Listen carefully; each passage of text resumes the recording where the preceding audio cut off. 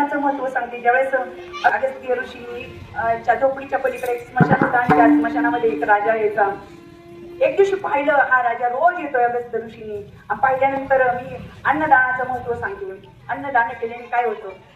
राजाला, अरे राजा तू तर खूप श्रीमंत होता तरी या ठिकाणी रोज काय येतो. मग राजाने सांगावं, नीट आहे का बरं. राजाने सांगावं, काही नाही, मी ज्या ठिकाणी गेलो ना त्या ठिकाणी अन्नाचा कण देखील मला द्यायचं नाही. वैकुंठामध्ये असेल, स्वर्गामध्ये असेल, कैलासामध्ये असेल, पण मला अन्नाचा कण देत नाही. म्हणजे का देत नाही.